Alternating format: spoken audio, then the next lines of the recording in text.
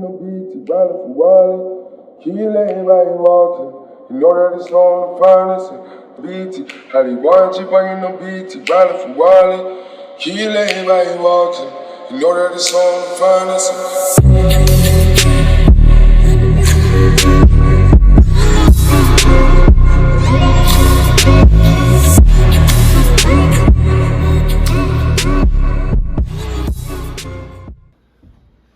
What's going on, guys? I appreciate you joining me here on the Civility Mindset channel. Today I brought in my 10 threes, kind of just a show and tell thing. I had worked on this one and my next one I'll show you. Basically changed the optics. I had on this one a EOTech with the Sage, and the Sage, I kind of wanted to get rid of it and put in a dot on. I much prefer the dot over the Sage. If you don't know what the Sage is, look it up. But I had these optics on my AK-47s for a few months to torture test them, and none of them lost zero, no cracked glass. Nothing came apart, and they're super solid. So I ended up taking the Romeo 7s and I put them back on the AKs. That's where they originally were, which that's what was on here last couple videos you've seen. Either this have a Romeo 7 on, which this one had a Romeo 7 on. No, I'm sorry. The next rifle I'll show you had a Romeo 7 on, and this one had my EOTech and Fiachi magnification scope. The Fiachi magnification scope was an awesome scope. People will talk shit on it because it's a budget build kind of thing. But that thing held zero. I used it on my AKs, used it on my 5.56s, and that thing gave me absolutely no issues. So when people talk shit on stuff like that, it's because they don't know any better. The internet is full of a bunch of haters, so it is what it is. But that being said, somebody said it was like that thing wouldn't hold for 2,000 rounds. You're right, it held for about 4. So anyway, that being said, now that I torture tested these optics, which is the Sig Romeo and Juliet, which this thing is super badass. Honestly, I pretty much absolutely love this setup. I'm going to do an LPVO setup on here, but eventually I would much rather have 2 LPVOs around 600 primary arms. It's like 600-ish.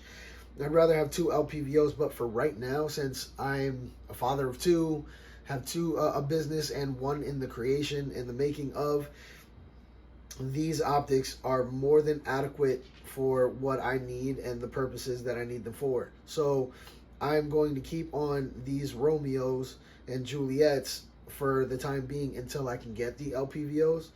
And honestly, these LPVOs are, these Romeo and Juliet setups are fucking sick. Sorry, excuse my language, but whatever. They have held zero on my AK-47s, my mini and my 16s. They held zero, and there's no crack glass, no nothing, no shimmying whenever I tighten these things down, nothing.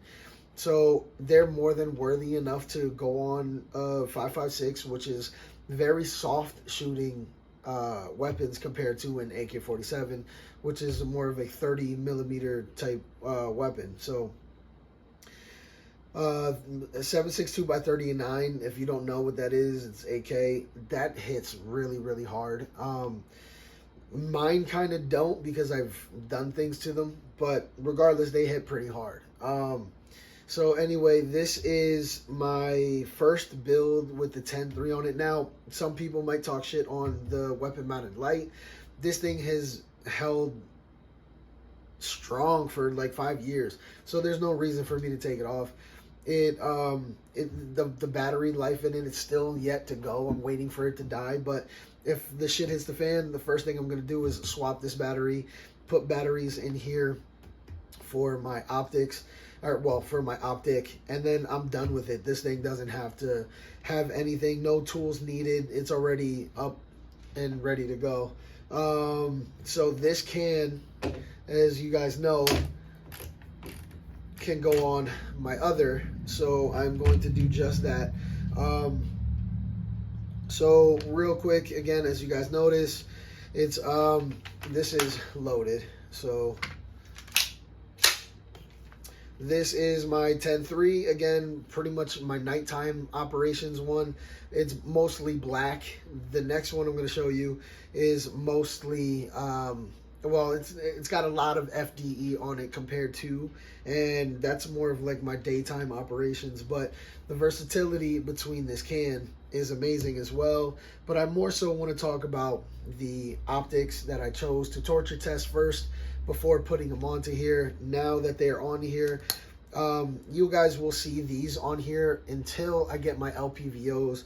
Once I get my LPVOs, that's a different story. I will have the LPVO and a 45 optic onto the side, just like I do with these guys. So it's the same thing. I want to be able to use these sights if my primary sights go down, which very unlikely, but still, why not have a backup light or optic, excuse me. So let me go grab this one. All right, so this is my latest build. Again, torture tested these optics. Again, the way I torture test is not the way everybody else probably would torture test. I torture test in a way where I simply just use rifles, and I shoot a crap ton of rounds through the 7.62s. With these are on the 7.62s, which I think in some other videos you guys will see that the 7.62s have them on. But when they are done being torture tested, it usually takes about a month and a half, sometimes even longer. But when these are done being torture tested, and I know that I've put at least about 1,000 rounds to 2,000 rounds on these, then I drop these onto my other weapons, that whatever was on the 7.62. So for a time being, these were on there. So I just swapped these recently. I zeroed them in, which I didn't show you guys because I don't feel like you guys would really get that much out of zeroing in your optics. If you do want to learn how to zero your optic in, let me know, leave it in the comments, and I'll definitely teach you about that. But I mean, it should relatively be easy to do. You can download certain patterns, have them printed out, and there'll be a circle at the top, circle at the bottom. You shoot at the circle at the bottom or at the top, and then your offset, it'll show you where you are, and then you click left, click right until you get your dot onto that bottom circle. And once you're using your round going through that bottom circle, once your red dot is on the top circle at 10 yards, red dot is on the top circle, your offset should be, the round should be going through the bottom circle.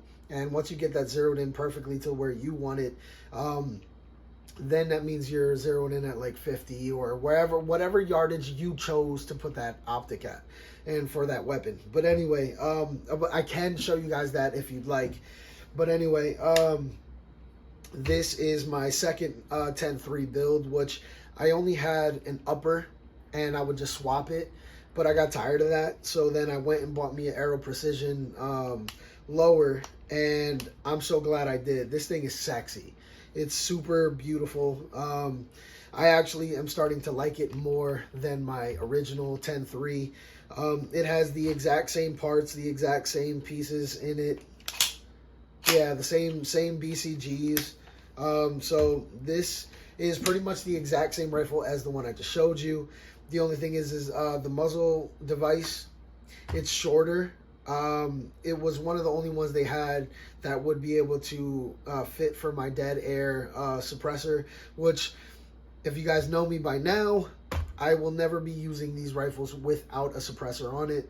If I had to, sure, but I'm never gonna. So this muzzle device doesn't really matter, since it's a little shorter, if you noticed, than the other muzzle device.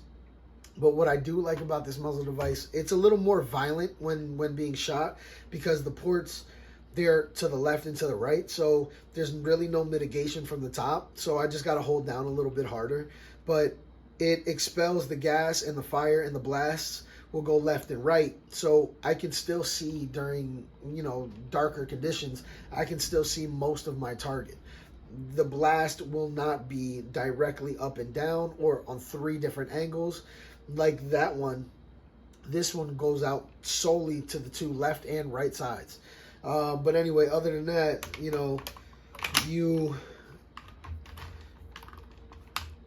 oh, no, hold on. We don't want that. When you do have this dead air, you want to make sure that it clicks all the way left, and you make sure you get a good tighten down on that. You crank down on this so that this way it doesn't move. If it doesn't move lightly, you're good. This isn't gonna move on you whatsoever. But this is my other 10-3.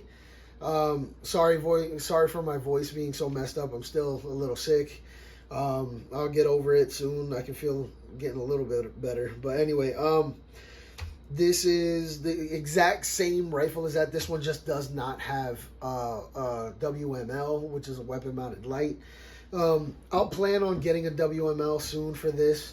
I might just do something real simple where it's on the top rail. I have an attachment so that this way I can just use my thumb and just click. I don't really know yet. I've not really thought too much into that one because this is my backup piece. This is my backup rifle, which is quickly turning into my favorite rifle. But yeah, that's pretty much it. So again, this is more so about the Romeo and Juliet system.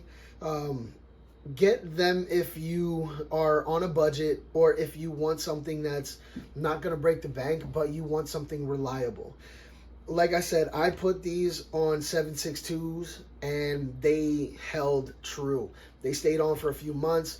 And when I say I shoot a lot, I do shoot a lot. There's me just shooting this, doing these, this channel's shooting and getting you guys acclimated on what I do. It's been fun, but listen guys, I've done this for years now. And the way I torture test, it's not me just throwing this across the room and seeing if it breaks or not. It's gonna break. Don't be an idiot with your stuff. What I do is I shoot hard shooting weapons with optics that are supposed to be really rated for only like a 5.56. Like this, clearly, look how small these things are. They're not meant to be running on AK-47s, but I do it anyway to make sure that they can work through harsh conditions. These things have been working through those conditions and working very well. So I use the Romeo and Juliet system, which was about almost 200. It wasn't even 200. Now, since so many people are buying them, it's like 220, 230. But you still can't beat that compared to buying one optic, like one of my EOTechs, $500, $550, and you don't even get a magnification scope with it. It's great quality, no doubt, but I would much rather be able to identify a target and mitigate a threat than just being able to mitigate a threat and wondering if that's the target that I needed to get to, because this has a magnification scope. So this magnification scope does zoom in and out. So to me, it's the better option. Again, for you guys like me who have multiple shit on your plate, you can't just buy $1,000 optics because it just doesn't, it's not feasible. Get something like this so that you enjoy shooting and being able to get target acquisition and or just for regular old, longer distance shooting. You might want to identify a threat, or you might not, and you're just trying to get a better shot. Like who cares, whatever. But this is, when I say they've been torture tested by me. This is, you don't take my word for it. I tell you guys all the time, go out there and train and practice, because I could be lying to you.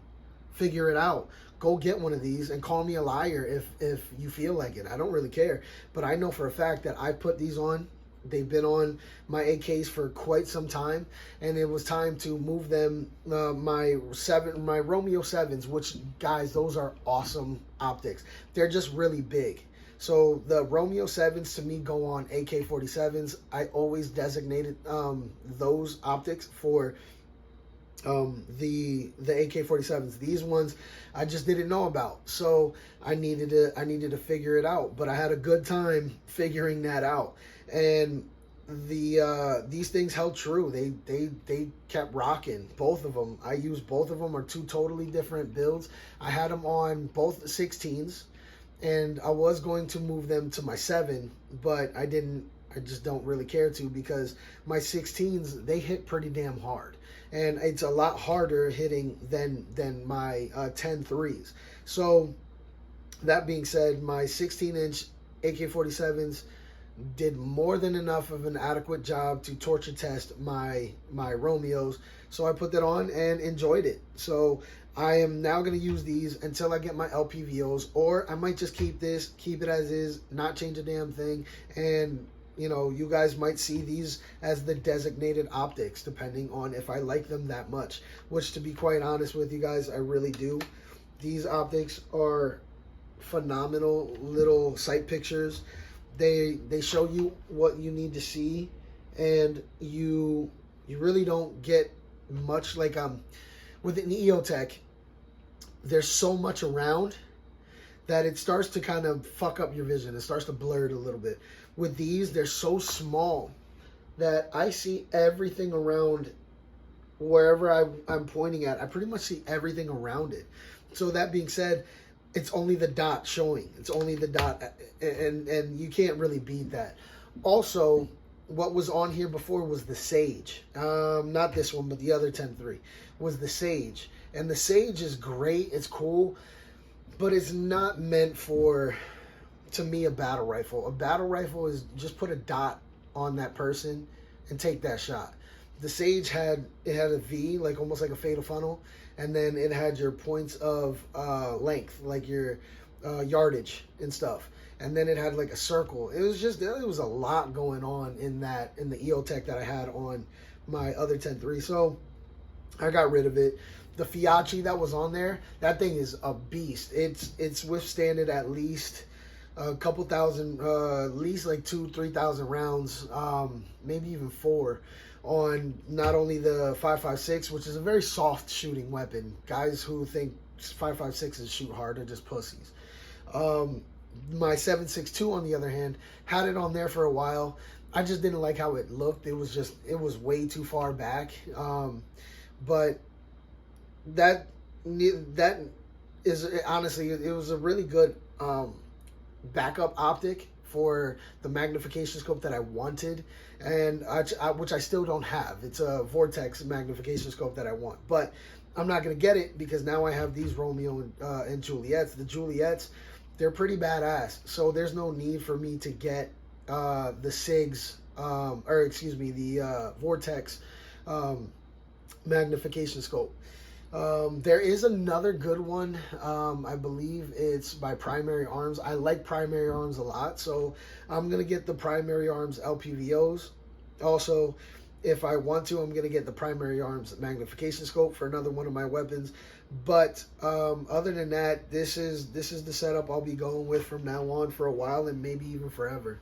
But anyway, if you guys haven't yet, check out the Sig Sauer Romeo and Juliets. Check out the Sig Sauer Romeo 7, and those are the main optics that I use on my guns for budget as well as reliability and durability. So yeah, that's pretty much it for today, guys. I appreciate you joining me here at the Civilian Mindset channel.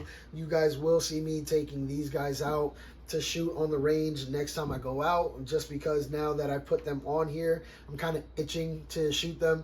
I zeroed them in last week, but this time I'm actually going to go shoot it, and this one has a little bit of a fun switch on it. I don't want to ruin the surprise, but if you guys know what that means, good times. Anyway, so you guys have a great day, blessed day. Get out there and train. I love you guys. Be safe. And to all you new guys out there who are joining me on this channel, I cannot thank you guys enough. You guys are awesome. You guys make this worth it, because to be honest with you, there's times where I don't even really want to do this stuff, but it's been now growing, and so far I'm almost at, if not I am at, about 100 people, and I've only started this channel about a month ago. I've had it previously on an existing channel for like 3 years, just never did anything with it. And now that I've been doing something with it, it's growing and growing pretty quickly, and guys, I cannot thank you enough. So anyway, like I said, get out there and train. I love you guys. Be safe. Peace.